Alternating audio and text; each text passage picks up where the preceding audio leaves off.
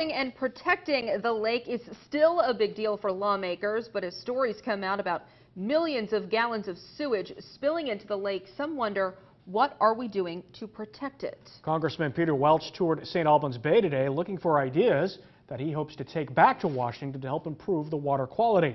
Local 22's Haley Boulay was with the congressman today.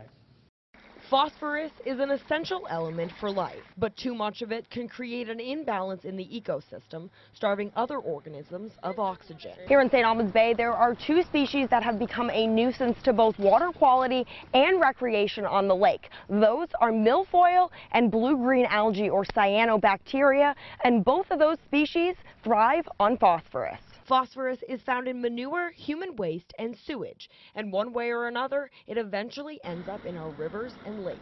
On Friday, crews from the U.S. Fish and Wildlife Service and the Lake Champlain Basin Program joined Congressman Peter Welch in touring the bay to see just where the problem lies. Mainly driven by phosphorus, which gets into the bay through sediment runoff from a lot of different sources. Chris Smith, Vermont's state coordinator for the U.S. Fish and Wildlife Service, says these overgrown species can create challenges for recreation, but improvements aren't going to happen overnight.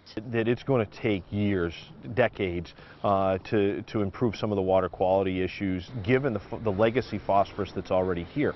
This past Wednesday, Representative Welch and Elise Stefanik secured $8.4 million for the Lake Champlain Basin Program. Funds the ongoing efforts that our Fish and Wildlife Lake Champlain Basin folks have been doing. All in an effort to keep one of the greatest natural resources clean. We can't throw our hands up and say that we aren't going to do anything. We need to keep working across all sectors, to improve and reduce the amount of pollutants that are coming into Lake Champlain. In St. Albans, Haley Boulay, Local 22 News.